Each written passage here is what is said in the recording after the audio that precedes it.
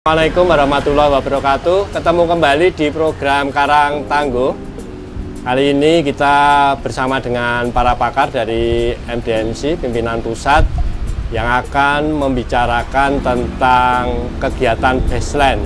Saya ditemani oleh Mas Faruk, ada Mas Yoki, dan ada Cak Rio. Dan setelah kegiatan Enabling Environment, kita memulai kali ini membicarakan kaitannya dengan baseline sebelum program Karang Tangguh ini akan kita jalankan. Oke, Cak Rio, silakan untuk menindaklanjuti apa sih sebenarnya baseline. Oke, tapi sebelum kita mulai mungkin akan ada sponsor sebentar untuk memulai kita diskusi, Mas Indra. Terima kasih Mas Bayu. Mas Bayu, terima kasih.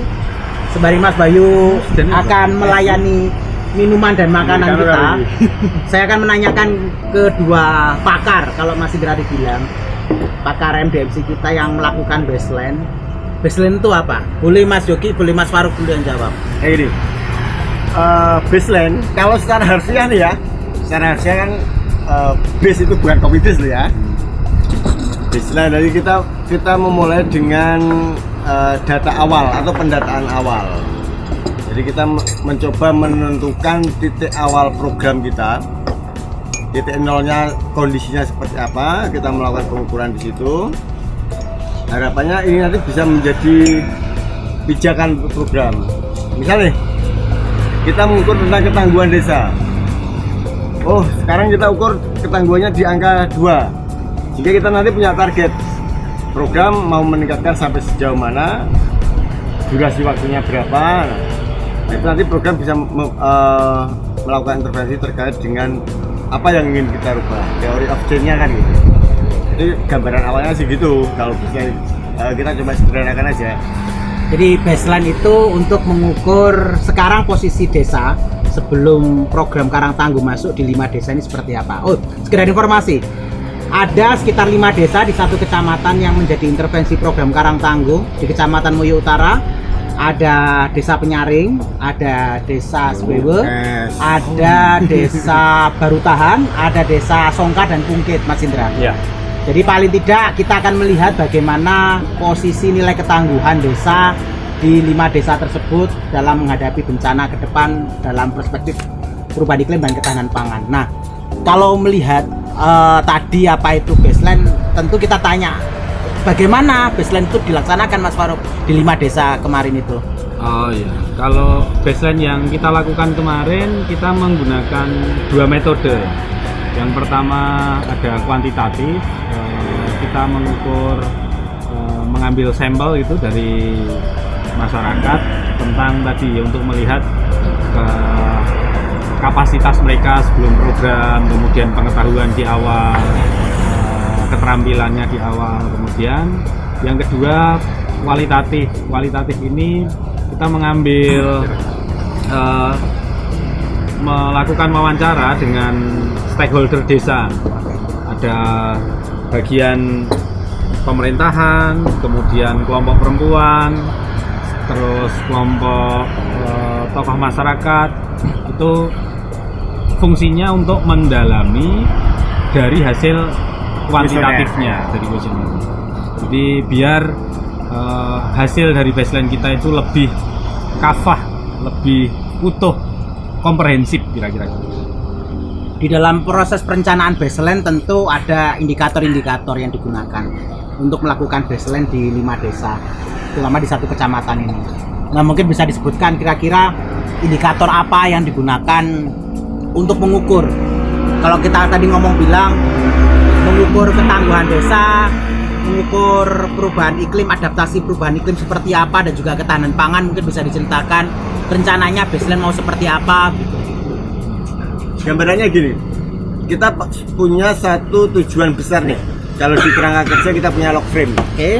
Log frame, kita ada outcome. Kalau di program, outcome-nya kan meningkatkan kapasitas komunitas dan kelompok rentan serta kelembagaan sebagai upaya pengurangan risiko bencana akibat perubahan iklim dan penguatan sumber dari ketahanan pangan. Maaf. Nah, di sini kita sudah punya 2 objek, masyarakat dan kelembagaan. Kita punya 2 objek, masyarakat dan kelembagaan. Kemudian kita punya 2 aspek atau variabel pengukuran, 3 variabel pengukuran tentang pengurangan risiko bencana, kemudian tentang adaptasi perubahan iklim dan juga ketahanan pangan. Sehingga masing-masing ini nanti coba kita kembangkan dalam satu tools untuk pertama khususnya untuk yang kuantitatifnya ya, biar ini bisa nanti terjawab melalui kuesioner. Tapi tentunya seperti tadi Mas Faruk bilang, in-depth interviewnya juga harus kita lakukan, karena kita nggak mungkin karena kita tahu data ya tidak, tapi kita nggak memperdalam ianya seperti apa, tidaknya seperti apa, gambarannya seperti itu. Oh, nggih, gini sahabat, in-depth interview itu wawancara mendalam. Wah, jadi secara penelitian kualitatif kita melakukan pertanyaan-pertanyaan untuk memastikan, mengkonfirmasi ke teman-teman sasaran program, yaitu ke 5 desa.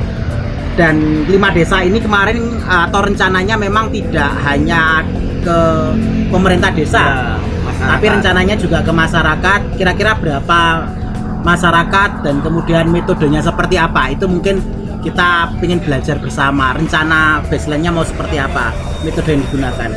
Kalau masyarakat mungkin kita bisa nyebar ini ya, kuesioner kurang lebih 1000 ya. 1000 nanti mungkin dengan teman-teman pendamping desa.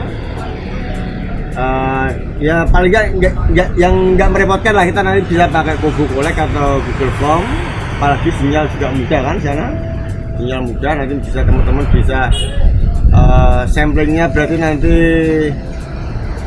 purpose sampling, ada target-target yang memang harus kita datangi, misalnya kayak perangkat desa, kemudian kalau kelembagaan ya berarti tokoh-tokoh lembaga desa, BPD, LPMD, tokoh perempuan, yang itu mungkin sudah harus kita tentukan. Yang lain bisa kalau warga ya berarti mungkin secara random lah, keterwakilan dari kelompok laki-laki, perempuan, dan juga difabelnya.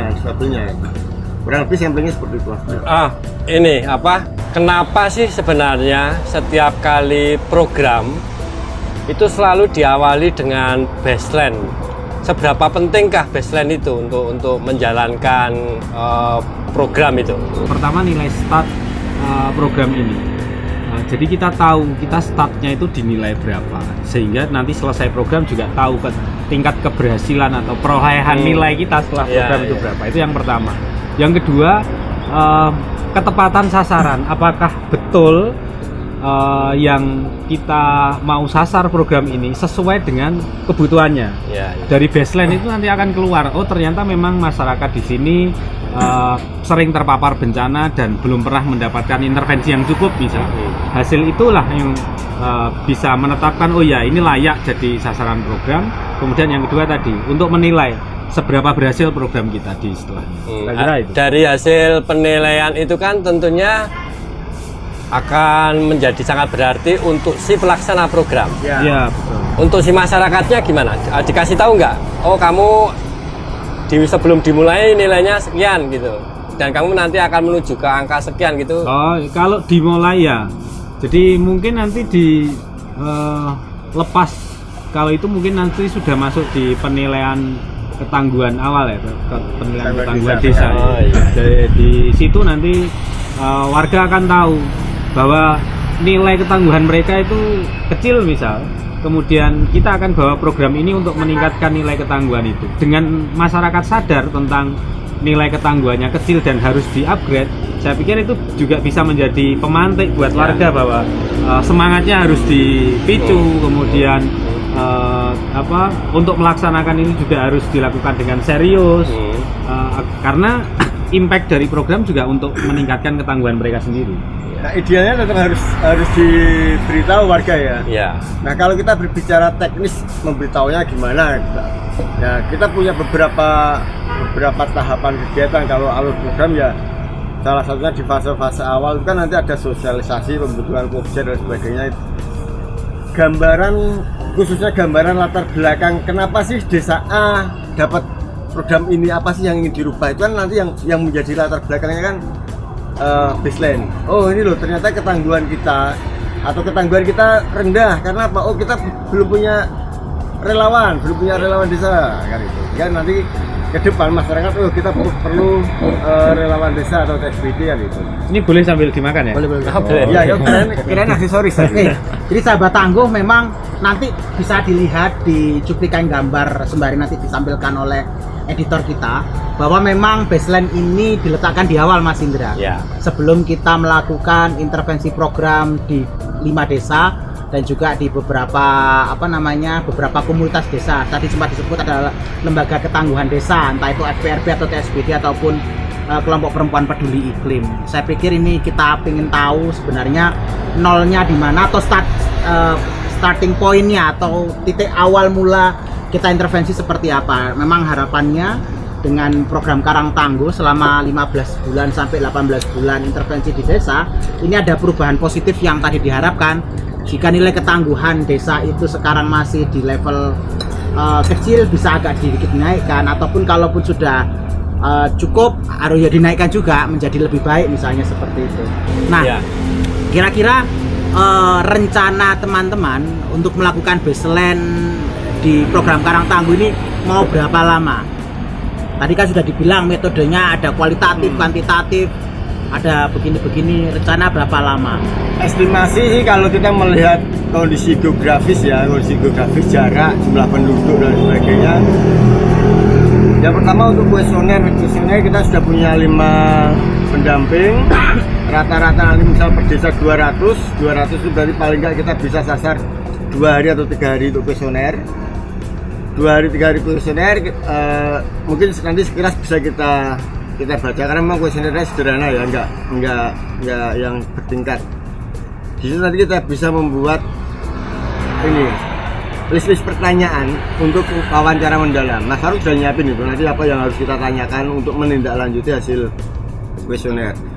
Misal 3 hari untuk kuesioner, kemudian 1 hari nanti jeda untuk kita analisa data, 2 hari untuk kita wawancara mendalam.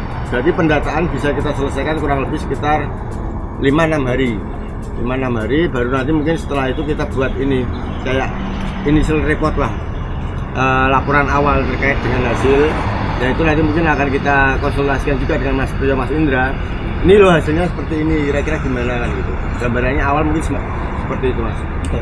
Jadi baseline ini memang dilakukan oleh tim internal MDMC yang ditunjuk langsung oleh pimpinan MDMC pusat, dan kita sedang menunggu berproses bagaimana hasil di laporan awal sebelum laporan baseline menjadikan pijakan. Begitu Mas kira-kira. Ya. Saya pikir di sesi pertama kita akan belajar, akan mengetahui bagaimana jika sahabat tangguh mau pengen tahu lebih jauh, kita bisa akan berdiskusi kembali. Kita tunggu hasil baseline-nya dan tentunya nanti kita akan ketemu lagi di sesi berikutnya. Terima kasih atas perhatiannya. Wassalamualaikum warahmatullahi wabarakatuh. Salam tangguh.